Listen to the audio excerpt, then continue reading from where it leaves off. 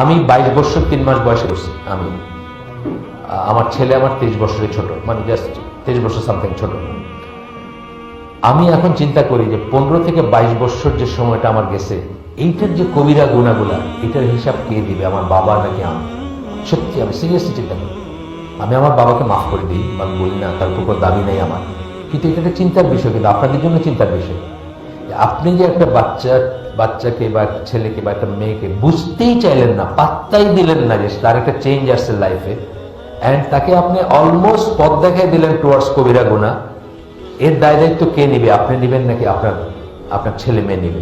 আমি তো মনে করি প্রাথমিকভাবে আপনার উপর বর্তাবে, কারণ আপনার বোঝা উচিত ছিল। আপনি এই স্টেজ পার হয়ে আসছেন, আপনি জানেন এই সময় আপনি কি করছেন, আপনার কেমন লাগতো, হ্যাঁ, আপনার কি কি করছেন, কি আপনি জানেন। আমাকে বলার কিছু নেই, আল্লাহর সাথে হিসাব আপনার। সুতরাং আপনি সেই একই পথে আপনার ছেলেকে একইভাবে আবার পাঠাচ্ছেন, একই কবিরা গুনার ভিতর দিয়ে যাওয়ার জন্য, অথচ আপনি দাঁড়িয়ে এবং টুপি রেখা নসিহত করতেছেন সারা দুনিয়াকে দিন শিখাইতেছেন। এটা খুব চিন্তার বিষয়। আমার ছেলে যখন বড় হচ্ছে, বুয়েটে পড়তো, সেকেন্ড ইয়ারে, আমি তাকে 1:1 জিজ্ঞেস করছি, তোমার কি বিয়ের দরকার? সে বলছে হ্যাঁ, আমার বিয়ের দরকার। কেন বলছে? তার গার্লফ্রেন্ড ছিল না, সে সিনেমা দেখতো না, সে গান শুনতো না, সে নাটক দেখতো না, সে গায়ের মাহারানদের সাথে আড্ডা মারতো না, বুঝছেন না? তার কোনো এন্টারটেনমেন্টই ছিল না জীবনে। সে আমাকে সরাসরি বলছে যে হ্যাঁ, তার আমাদেরকে কেউ মেয়ে দিতে চায় নাই। বুয়েটের ছেলে, কত রকম অ্যাডভাইস যে এই ছেলেটার কি ক্যারিয়ার নষ্ট করে দিবে, এর জীবন নষ্ট, একটা ভালো স্টুডেন্ট ছিল, জীবনটা নষ্ট করে দিবে। তো আপনার যারা আমাকে চিনেন তারা জানেন যে এই নিউ মার্কেটে একটা দোকান আছে, দিনাত বুক সাপ্লাই, ঢাকা নিউ মার্কেটে। উনি আমার বন্ধু মানুষ, ফয়সাল নাম। তো ওনার কাছে আমি বিয়ের জন্য বায়োডাটা দিছি। তো উনি বলছে, ইসলামিক পরিবার যারা আছে তাদের 2-4 জনকে বলছে, পাত্তাই দেয় নাকি। তো একজন জিজ্ঞেস করছে যে এদের কি সমস্যা আছে নাকি, মানে মাথায় সমস্যা আছে নাকি, যে একটা ছেলে, মেধাবী ছেলেকে এবার নষ্ট করে দিতেছে। তখন ফয়সাল খুব রাগ করে বলছে যে ওনারা ভবিষ্যৎকালে বিশ্বাস করেন না। আসলে কিন্তু মুসলমান ভবিষ্যৎ নিয়ে খুব একটা বেশি চিন্তা করবে না। আপনি জানেন কালকে সকালে আপনি যে আসেন, আপনি কি শিওর? আপনি শিওর না। সুতরাং মানুষ, উনি ফয়সাল ওনাদেরকে বলছে, আমাদের কথা বলছে যে ওনারা ভবিষ্যৎকালে বিশ্বাস করেন না, ওনারা বর্তমান নিয়ে বসবাস করেন, ভবিষ্যতে কি হবে এটা নিয়ে অনেক চিন্তা করেন। আসলে ব্যাপারটাই তাই যে আল্লাহর উপর যে তাওয়াক্কুল থাকবে, সে যদি অন্যায় কিছু না করে, মোটামুটি ভাবে আল্লাহর পথে থাকে, তার ভবিষ্যতে এত চিন্তার কি আছে, তাই না? আচ্ছা, এই রকম সময়ে কি হবে, আপনি যদি তাকে আমি এখানে হয়তো সবকটা মেয়েদের জন্য, আজকাল মেয়েরাও মদ খায়। আজকে আপনি দেখছেন জাহাঙ্গীরনগর ইউনিভার্সিটিতে মেয়েদের মদের আসর বসছে, এগুলো লেখালেখি হয়েছে, দেখুন মেয়েরা মদ খায়। আজকাল বিয়ের অনুষ্ঠানে গায়ে হলুদে মদ দেওয়া অনুষ্ঠান হয়, এবং খায়া মরে গেছে, কবে জানি হাজব্যান্ড ওয়াইফ মরে গেছে মদ খায়। আজকাল মেয়েরা মদ খায়, কিন্তু যদিও খায়, আমরা তাদেরকে সরাসরি বললাম না। এই কথাগুলো আমরা বাইরে যারা যায় তাদের বেলায় প্রযোজ্য।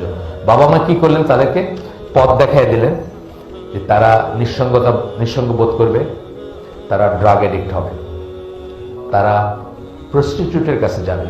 তার জীবনের সবচেয়ে বড় আমানত, নিয়ামত যাই বলেন, আল্লাহ প্রদত্ত, সেটা ট্রায়াল হবে একটা প্রস্টিটিউটের কাছে। Very likely. কিন্তু আপনি মনে করেন না যে এটা আপনি মনে করতে পারেন যে কোথাকার কথা বলতেছি। আমি বাংলাদেশের কথা বলতেছি, আমি ফেনীর কথা বলতেছি, আমি চিটাগাংয়ের কথা বলতেছি, আমি ঢাকার কথা বলতেছি। সেখানে আপনার ছেলের হাতে খড়ি হবে, জীবন সম্বন্ধে শিক্ষা হবে সেইখানে। এই সমস্যাটা সেখান থেকে কি আসবে, আপনার এসটিডি আমরা বলি, নানা রকম রোগ বালাই আসবে। এই সমস্যাটা কিন্তু হিটলার বুঝছিল, আমরা মুসলমান হুজুররা বুঝি না। হিটলার বুঝছিল এই সমস্যাটা। আপনাকে বলি যে হিটলারের সময়টাতে ইহুদিরা ওইখানকার নাটক, এন্টারটেনমেন্ট জগৎটা কন্ট্রোল করতো। বড় বড় পোস্টারে মেয়েদের ছবি দিছে, অশ্লীল ছবি, এটা ওটা লাগাতো। হিটলার কিন্তু এগুলোর খুব বিরোধিতা করছে এবং বলছে যে এরা আমাদের ইয়াং জেনারেশনকে নষ্ট করে দিচ্ছে, আমাদের ইয়াং জেনারেশনকে প্রস্টিটিউটের কাছে যাইতে বাধ্য করতেছে, এবং তার ফলশ্রুতিতে তারা অসুস্থ হয়ে যাচ্ছে। পরবর্তী জেনারেশন রোগাক্রান্ত জেনারেশন হবে। সে অফিসিয়ালি গভর্নমেন্টের মাধ্যমে আর্লি বিয়ের ব্যবস্থা করতে বলছে। আপনারা হিটলারের জীবনে মেন ক্যাম্প পড়ে দেখেন, আমি পড়ছি নিজে ওটাতে। সে বলছে যে গভর্নমেন্টের উচিত তাড়াতাড়ি বিয়ের ব্যবস্থা করা, তাদেরকে ভাতা দেওয়া, তাদের বিয়েতে সাহায্য করা, তাদেরকে বাসস্থান দেওয়া, তাদেরকে চাকরি দেওয়া, যাতে আমাদের পরবর্তী জেনারেশনটা সুস্থ সবল এবং রোগ মুক্ত হয়, বিকৃত মুক্ত হয়। ওইখানে ইহুদিরা যে কাজটা করছে, আজকে আমাদের দেশে অন্যরা করে যাচ্ছে না। দেয়ার আর পিপল যারা আপনার ছেলে মেয়েকে করাপ্ট করতে চায়, আপনার ছেলে মেয়ে একসাথে মিশুক এটা চায়, আপনার ছেলে ছেলেতে একসাথে বিছানায় শোক এটা চায়, চায় না? ব্রিটিশ কাউন্সিলে এবার হয়ে গেছে, টিএসসিতে এবার এই গেদের প্যারেড হয়েছে, ওই মানে সমকামীদের হয়েছে। তারা আপনাদেরকে নষ্ট করতে চায়, আপনাদের ক্ষেত নষ্ট করতে চায়। ক্ষেত মানে আপনাদের মেয়েদের নষ্ট করতে চায়, আপনাদের ইয়াং জেনারেশনকে নষ্ট করতে চায়। নষ্ট ক্ষেতে নষ্ট ফসল হবে, কোনোদিন ভালো ফসল হবে না। দোতরা গাছে কোনোদিন আপেল ধরবে না, দোতরা গাছে দোতরাই ধরবে। বিষ বৃক্ষ বলি না আমরা, বিষের জিনিসই ধরবে। তারা আপনাদেরকে নষ্ট করতে চায়। ওইখানে ইহুদিরা যে কাজ করছে, এখানে আপনারা জানেন কারা এই কাজটা করতেছে।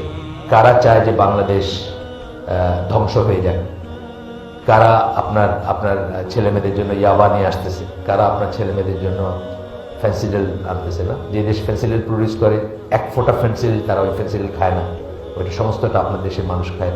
সেটা খেয়ে আপনার নেশাগ্রস্ত হয়, অকর্মণ্য হয়, কিডনি নষ্ট হয়, অ্যান্ড সো অন। তার এইডস হবে, তার এইটা হবে, মানে আমি আর বললাম না কত কিছু হবে।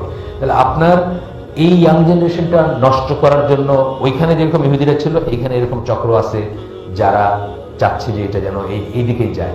এবং আলটিমেটলি কোথায় যাবে? আলটিমেটলি এটা কিন্তু জাহান্নামমুখী, তাই না? যারা এইভাবে বড় হবে, এই সমাজে, এই প্রতিবেশে, এই পরিবেশে, এই সমস্ত জিনিসটা যারা বড় হবে, তারা কি তাদের রাস্তাটা জাহান্নামের দিকে খুলে দিলেন। কি খুলে দিলেন? প্রাইমারি কিন্তু বাবা মা খুলে দিলেন। আপনি তার আর্জটা বুঝলেন না, আপনি তার ফ্রেন্ড হইলেন না, আপনি তার ইমোশনটা বুঝলেন না, আপনি চোখ বুঝে থাকলেন যে আচ্ছা ঠিক আছে এই বয়সে এসব একটু করেই। আপনি এটাকে ছোট করে দেখলেন, একটা কবিরা গুনাহকে অত্যন্ত ছোট করে দেখলেন। হ্যাঁ, কবিরা গুনাহকে ছোট করে দেখা কিন্তু ইটসেলফ একটা গুনাহ, বুঝছেন না? এবং যদি আপনি এটাকে হালাল মনে করেন, তাহলে তো কুফর পর্যায়ের গুনাহ। একটা গুনার কাজকে যদি আপনি হালাল মনে করেন বা ঠিকই আছে মনে করেন, এটা কুফর পর্যায়ের গুনাহ। আজকে কত বাপ মা মনে করতেছে তাদের ছেলেমেয়েরা সিনেমা দেখতেছে, এটা ঠিকই আছে। তাদের ছেলেমেয়েরা একটু একটু পর্নোগ্রাফি দেখতেছে, এটা ঠিকই আছে। তাদের ছেলেমেয়েরা একটু একটু গার্লফ্রেন্ডের সাথে ঘুরতেছে, এটা ঠিক আছে। তাদের ছেলেমেয়েরা একটু একটু বন্ধুত্ব দোস্তাইন, বুঝছেন না, দোস্তাইন, এটা ঠিক আছে।